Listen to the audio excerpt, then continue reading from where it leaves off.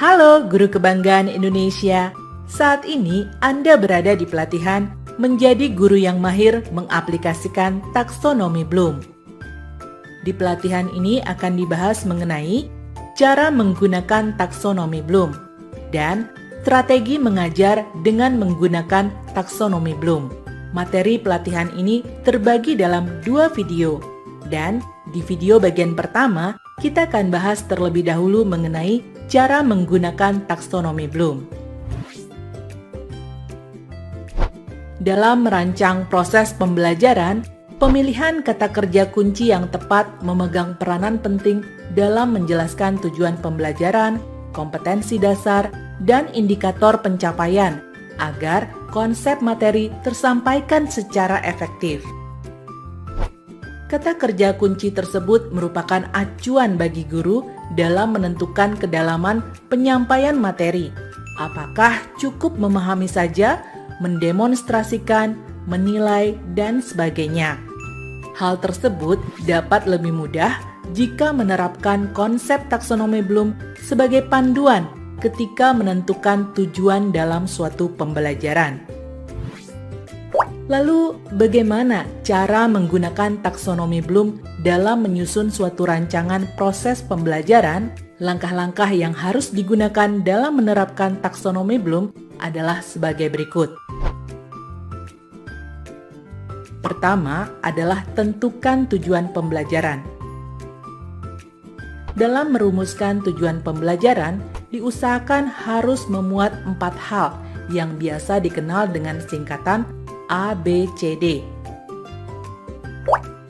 A atau audience, yaitu siswa atau peserta didik. B atau behavior, yaitu perilaku yang diharapkan mampu dilakukan siswa di akhir pembelajaran. C atau condition, yaitu menjelaskan kondisi atau situasi atau konteks atau dengan alat apa perilaku atau behavior itu diharapkan dilakukan. D atau degree, yaitu tingkatan atau perilaku yang diharapkan. Metode ini digagas oleh Robert F. Meigel pada tahun 1962. Susunan audience, behavior, condition, degree yang selanjutnya kita sebut dengan ABCD dari sebagian kalangan pendidik menganggap perlu berurutan. Sedangkan sebagian lagi tidak harus berurutan, yang penting keempatnya tercapai. Dan berikut contoh tujuan pembelajaran yang menerapkan sistem ABCD.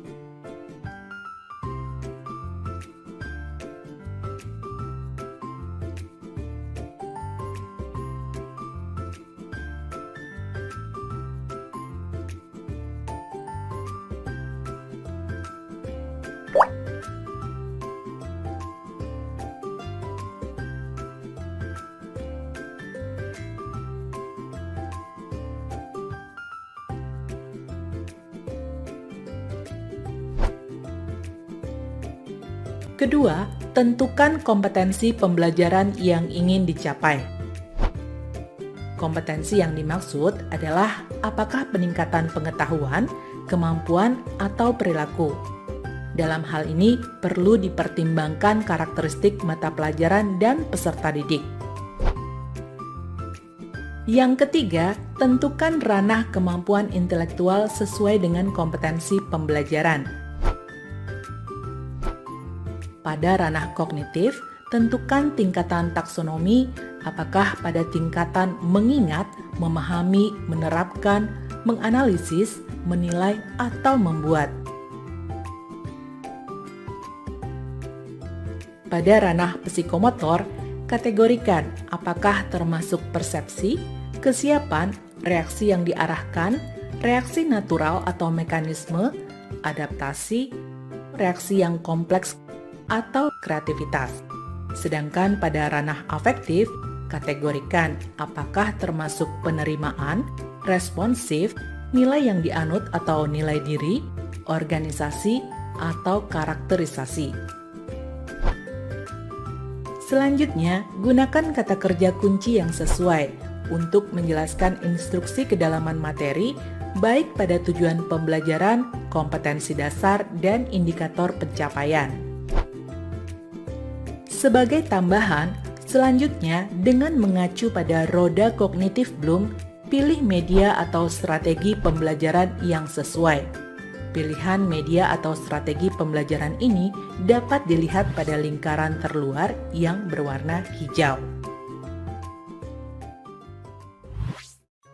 Nah, itu tadi adalah cara menggunakan taksonomi Bloom dalam menyusun suatu rancangan proses pembelajaran. Lalu, bagaimana strategi mengajar dengan menerapkan taksonomi Bloom? Pembahasan tentang ini akan kita lanjutkan di video bagian kedua. Sampai jumpa dan salam luar biasa.